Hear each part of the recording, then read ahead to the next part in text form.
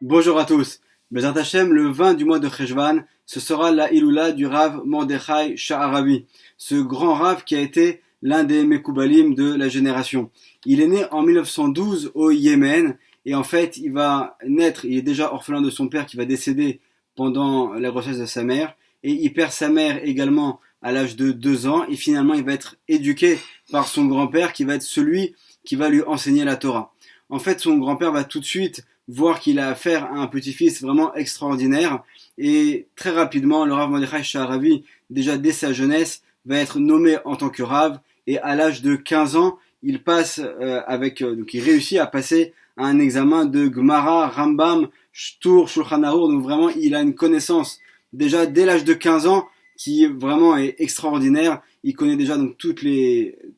formules de la halacha, la Gemara, vraiment avec un niveau extrêmement profond. Et directement, à l'âge de 20 ans, en 1932, il va donc quitter le Yémen, se rendre en Eretz Israël, et là-bas, il va intégrer la yeshiva des kabbalistes de Bethel, dans la vieille ville de Jérusalem.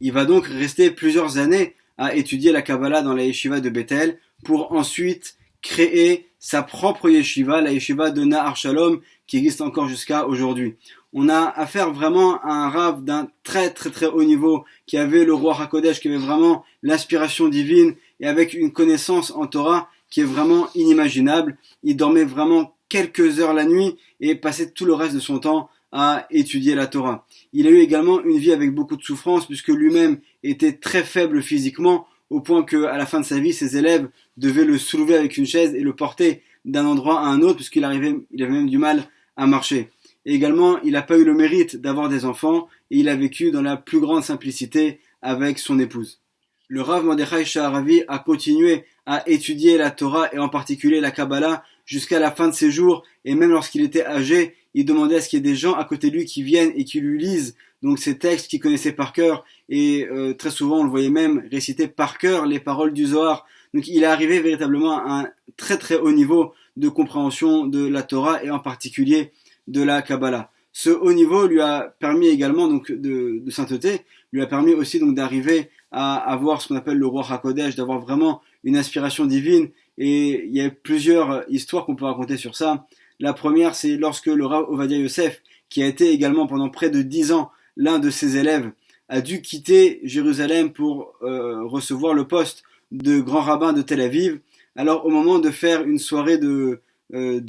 séparation, de revoir avec le Rav Ovadia Yosef, le Rav Mordechai Sha'aravi a pris la parole et a dit la parole suivante. Il a dit: sachez que le Rav Ovadia Yosef reviendra avec tous les honneurs à Jérusalem, mais là il a besoin d'aller à Tel Aviv pour récupérer là-bas des étincelles de sainteté, puisqu'on sait que selon la Kabbalah, lorsqu'un homme se déplace d'un endroit à un autre, c'est pour récupérer les étincelles de sainteté qui se trouvent dans l'endroit dans lequel il est arrivé. Et donc tout le monde était assez étonné, surtout que le poste de grand rabbin d'une ville en Israël est un poste qui est occupé en général à vie, donc personne ne s'attendait à voir le Rav Ovadia Yosef revenir à Yerushalayim. Et pourtant, l'histoire a prouvé que le Rav Mordechai Sha'aravi a eu raison, puisque quelques années plus tard, le Rav Ovadia Yosef va être nommé en tant que grand rabbin d'Israël, et donc il va en effet revenir à Jérusalem avec tous les honneurs.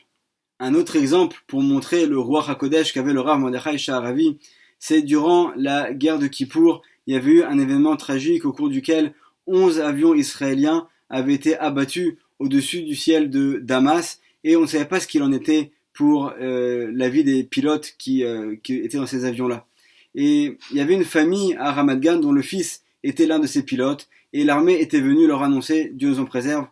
son décès. Et donc les parents n'arrivaient pas à s'en remettre, et le père n'arrivait même pas à dire Kaddish pour son fils, Dieu nous en préserve, et donc ils ont décidé de se rendre chez le Rav Mordechai Sha'aravi.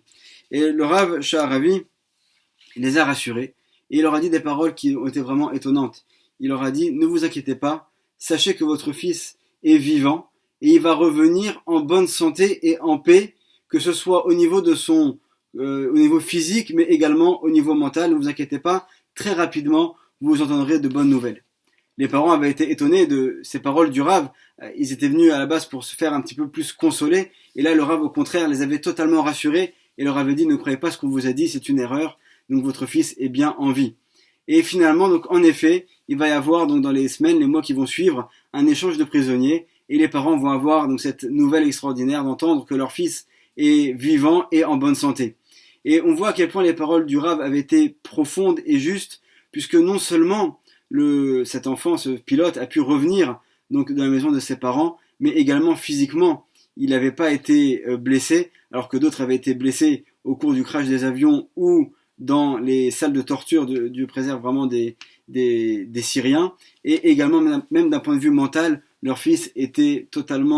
n'avait aucun problème mental, alors que malheureusement il y avait également d'autres pilotes qui étaient revenus, et bien qu'ils étaient physiquement en bonne santé, mentalement ils avaient subi de telles atrocités dans ces salles de torture qu'ils ont pas réussi à s'en remettre. Et donc on voit ici vraiment la vision qu'avait le Rav Mordechai Sha'aravi. Et d'ailleurs, puisqu'on parle des différentes guerres, il faut savoir que lui-même a assisté à la guerre d'indépendance en Israël, et l'Etzel, donc l'Irgun, cette organisation clandestine de libération de la terre d'Israël, avait même caché des armes chez lui, et donc personne ne se doutait que chez un étudiant à Yeshiva, on allait pouvoir cacher des armes, et ça avait donc permis également d'aider au cours de la guerre d'indépendance. Et enfin, on va terminer avec une histoire magnifique sur la rencontre entre le Rav Mordechai Sha'aravi et Baba Saleh, Rabbi Israël Abuchatzera, puisqu'il y avait vraiment une grande amitié, un grand amour entre ces deux Talmidei Chachamim. Et voilà qu'une des fois où Baba Saleh avait dû quitter Netivot pour se rendre à Yerushalayim un soir de Motzei Shabbat pour des raisons médicales, on a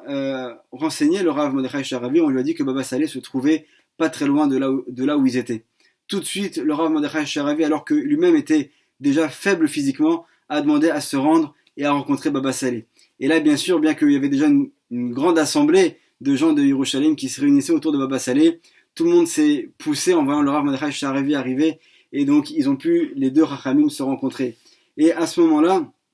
voilà que Baba Saleh a baissé la tête devant le Rav Mordechai Sha'aravi et lui a demandé de lui faire une bénédiction, que le Rav Mordechai Sha'aravi bénisse Baba Saleh. Et donc là, à ce moment-là, le Rav Mordechai Sha'aravi, en effet, avec une grande joie, a béni Baba Saleh. Et ensuite, c'est au tour du Rav Mordechai Sha'aravi de baisser la tête et demander l'inverse, demander à ce que ce soit Baba Saleh qui lui aussi le bénisse. Et donc là, on va voir que également Baba Saleh va accepter, et lui aussi, donc il va bénir le Rav Mordechai Sha'aravi. Donc on voit vraiment cette particulier, ces deux grands tzadikim, ces deux géants de la Torah, de la Kabbalah en particulier, quel amour ils avaient entre eux, quel respect il y avait entre les deux Chachamim, et c'était un spectacle magnifique à voir pour tous ceux qui étaient présents à ce moment-là. Alors Bezrat Hashem, on va faire une prière pour que, par le mérite de ces grands tzadikim, et par le mérite du Rav Mordechai Sha'aravi, par le mérite également du Rav Israël Abuchatzera, de Baba Saleh, on puisse, Bezrat Hashem, qu'Hashem puisse dire stop à toutes les souffrances de son peuple, et que ces deux tzadikim puissent aller vers Hachem, lui demander d'avoir pitié de nous, et que par leur mérite nous puissions avoir la Géoula Shelema, Bimera, Beyamenu, Amen ve Amen.